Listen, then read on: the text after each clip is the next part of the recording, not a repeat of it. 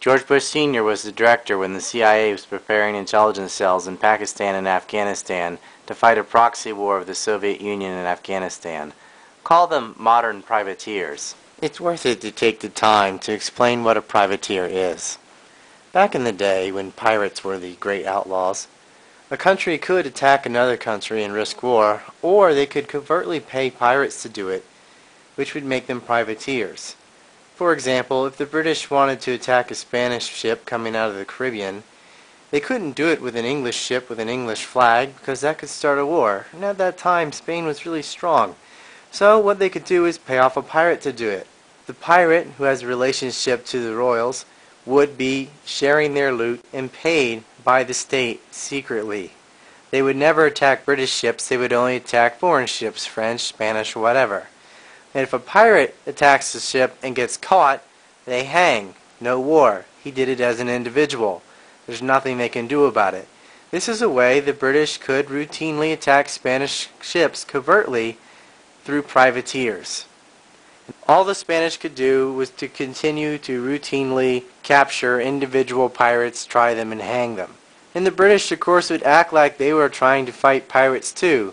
The whole time, however, they had their own payroll with their own pirates who attacked who they asked them to attack. This system of privateering is exactly how our modern terrorist cells work. The United States and other nations payroll their own terrorist groups, such as Al-Qaeda.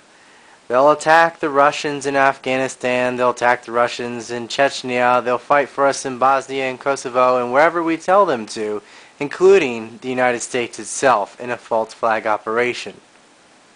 If a terrorist is caught or killed, so what? They're just a terrorist.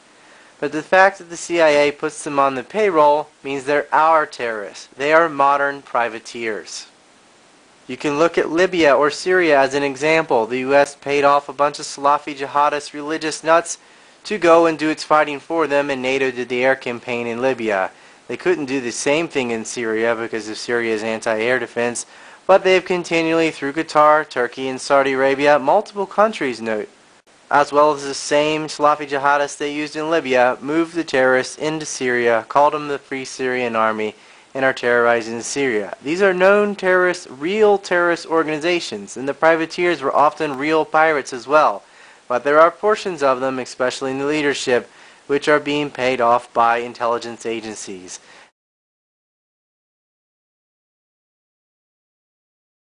And the money for this comes from the drug war, because Congress can't appropriate money to say, hey, we're going to go pay terrorists with that. Even the CIA likes to lie. You say, well, why would they lie? They do. They probably could have just said, F you world, and gone ahead and did a war in Iraq, but they didn't. They lied about weapons of mass destruction and mobile labs and anthrax and yada yada. They're still at the point where they feel like they have to at least try to lie to us. And the CIA lies. Making everything secret also makes everything a lot more expensive and people more manipulatable. It's easy to control the middlemen this way.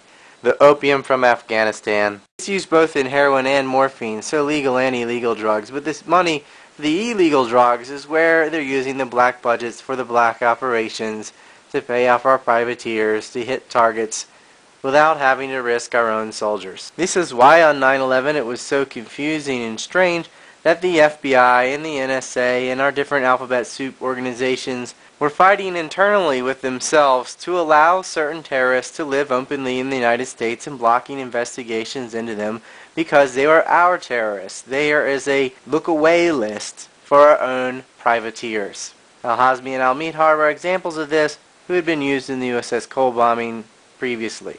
Now it's up to you to think, did our privateers double-cross us, or was it the plan the whole time? You may ask, was that A, incompetence, because our government is incredibly stupid, B, malevolence, they planned the whole thing and they're genius and they pulled it off like that, or C, a portion of them know what's going on, majority of them are in the dark, and the faction puppeteering everyone else is using them because they surround themselves with dupes and incompetent people on purpose because they're easy to manipulate, and that's how our government works. I go with option C.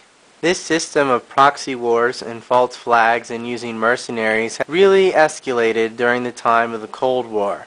Because of the advent of the nuclear bomb and mutual destruction, the only way to really go to war any longer was to attack through proxy, and to use mercenaries, and to only attack nations that didn't have the bomb. Of course, they could be backed by other nations that did, which is why everyone is racing to get nuclear weapons, as we can all see what happened when Gaddafi decided not to.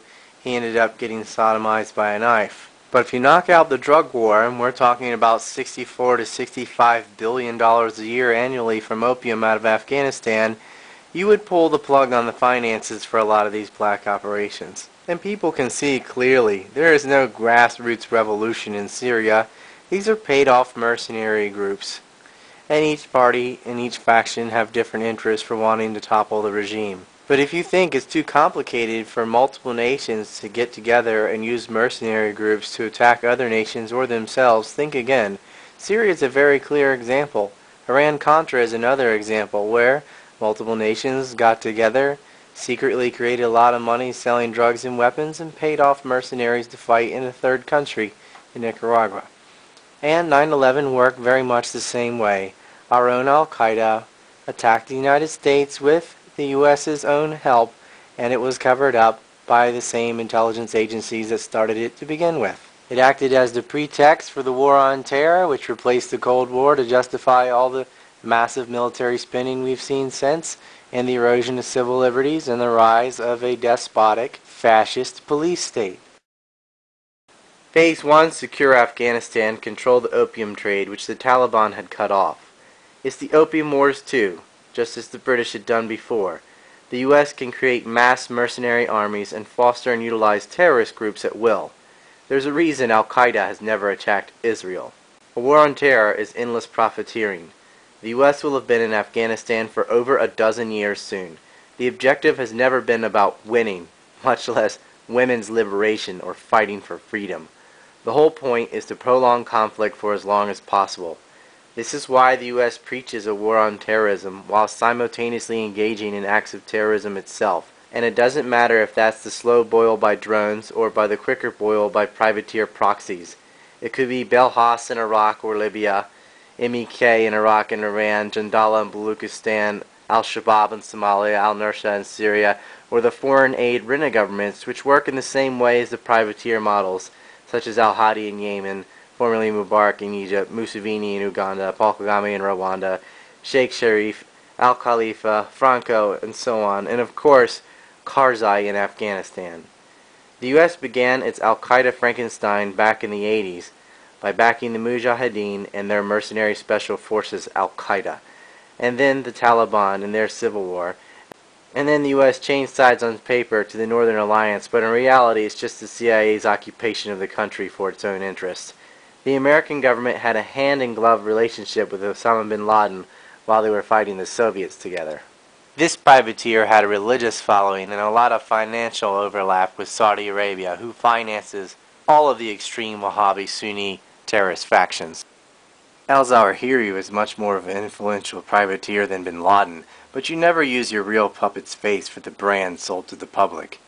As Oliver North infamously stated, you must create plausible deniability. We wanted to be able to deny a covert operation. Plausible deniability. What he said here is so huge. Though the Iran-Contra operation in particular ended, that style of operation has been ongoing. Gladio 2.0 has been much in the same vein. There are a multitude of ways to launder money through Saudi Arabia, Turkey, etc., through bogus NGOs, CIA-assisted narcotics trafficking, and fake foundations to create plausible deniability.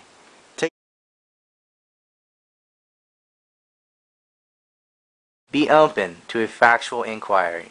The government lies. They lied about Iraq, they are lying about the anthrax, and they are lying about 9/11. And if we're not careful, they will lie or stage something to start a war with Iran. You might be thinking, what are they, psychopaths? Yes! War is always by deception. It's the same story for every war.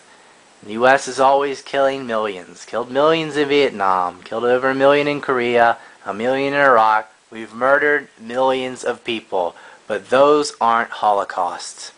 Those are collateral damage. War is always by deception. The U.S. is always at war or part of some conflict. And it doesn't matter if you rename a war a police action or whatever. It's a war. The point of war for the U.S. is not to win, but to prolong. In order to operate, the MIC needs conflicts. Perpetual war is their openly stated goal. Perpetual war means perpetual profits. Ultimately, they aim to monopolize vital resources, destroy potential economic or military rivals, devalue currencies to wipe out the middle class, and rule with impunity as corporate oligarchs in a globalized shadow government. All of these neocons are exchangeable and expendable. Their criminals change from one administration to the next, but the system, the MIC, the military-industrial complex, always finds new profiteers to pick up where the last ones left off. Though so many of these players are Zionist ideologues, it is only with the overlapping mutual benefits for military industries that these murder fantasies become realities. The MIC will always support the craziest, most racist, most bloodthirsty factions it can find, because they're good for business. Thus why PNAC's Weekly Standard's prime financial sponsor was Lockheed Martin. Think of it like a car driving on a road. The road is war. The car is government. The financial institutions are the fuel, and the MIC is the driver. Each needs the other. But getting back to bin Laden, it's still important to hone in on this figure because he's so essential to the official story, and yet he was supported by the U.S. throughout his career. In the early 1980s, bin Laden worked with operatives from U.S. intelligence, the Pakistani military, and Arab states. They ran a wide-ranging covert network that recruited and financed Muslim fighters to battle the Soviet army. These units were used again to finance 9/11 hijackers, who were under the protection by top officials of Chertoff and Goss, who intentionally stifled FBI attempts to investigate members of these. Let's declassify the evidence we already have. Let's see what was on the hard drives confiscated from Urban Moving Systems. Let's release the tapes of the Israelis celebrating with the towers burning in the background. Let's see what was redacted from the 9/11 report, removed to protect the money coming from Saudi Arabia. Let's see all of it. Let's have a real investigation into 9/11. I'm pretty damn sure what the results would be, but I'd like to have an official investigation rather than just me doing it. I want heads to roll. Pass this film around and make it happen. In the councils of government, we must guard against the acquisition of unwarranted influence, whether sought or unsought, by the military-industrial complex. The potential for the disastrous rise of misplaced power exists and will persist. We must never let the weight of this combination endanger our liberties or democratic processes.